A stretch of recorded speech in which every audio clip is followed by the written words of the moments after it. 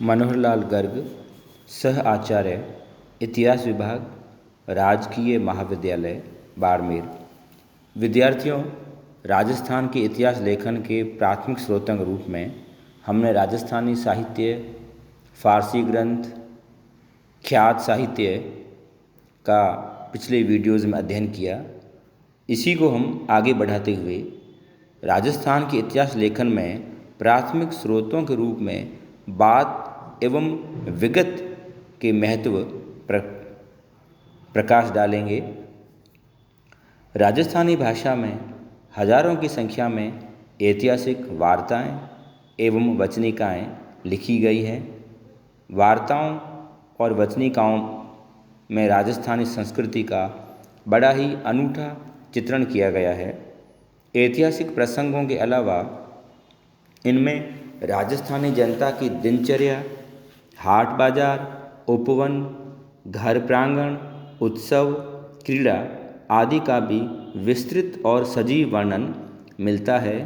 यहाँ कुछ प्रमुख वार्ताएं, जिसे वात भी कहते हैं, व वचनिकाओं का वर्णन किया गया है। अचलदास खींचीरी वचनिका, यह प्राचीन वचनिका चारण शिवदास की बनाई हुई है, जिसका रचना काल विक्रम संवत 1490 के आसपास माना जाता है। इसमें गागरोन के खींची शासकों के बारे में महत्वपूर्ण जानकारी मिलती है। इसके अलावा उस समय में प्रचलित कपड़ों जैसे जामा, झागा, निर्धन लोगों की गूदड़ी, चौपड़ के खेल की भी जानकारी मिलती है। इससे यह भी पता चलता है कि वर वधू का चयन करने के लिए भाट और भाटनियों को घर भेजा जाता था।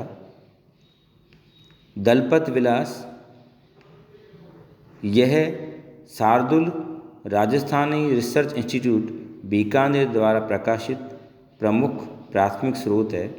इस अधूरे ग्रंथ की रचना बीकानेर के महाराज कुमार दलपत सिंह ने की थी।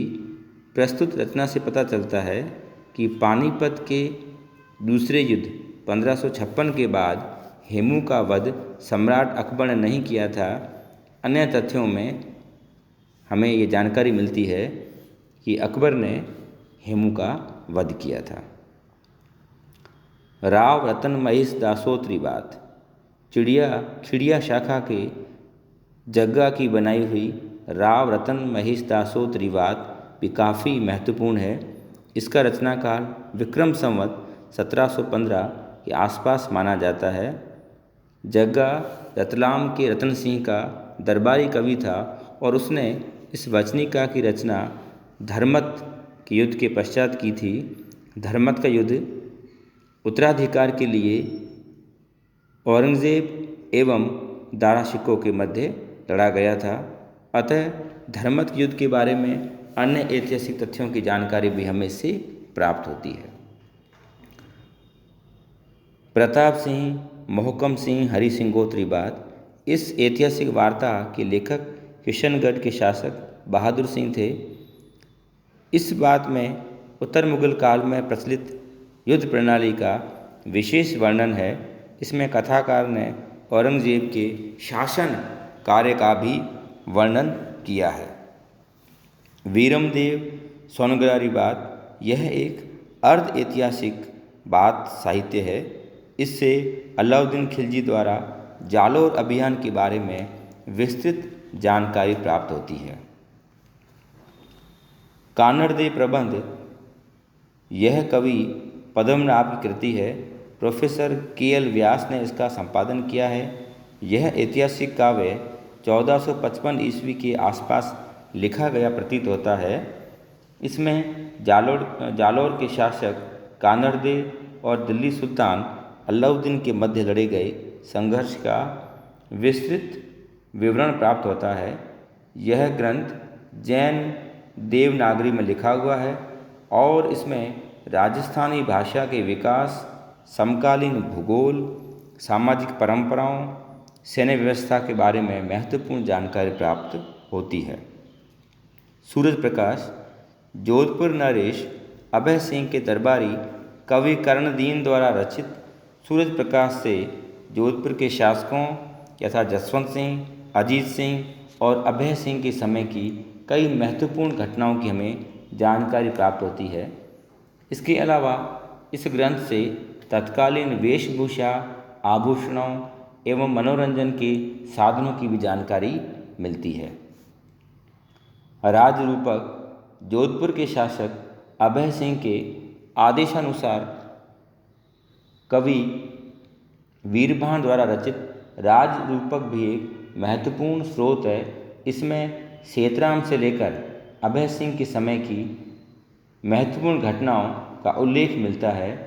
इसमें मुगल सेनाओं के विरुद्ध राठौड़ों द्वारा लड़े गए विभिन्न युद्धों और इन युद्धों में सूजा, जेता, हरनाथ, गिरधारी आदि के शौर्य का उल्लेख किया गया है।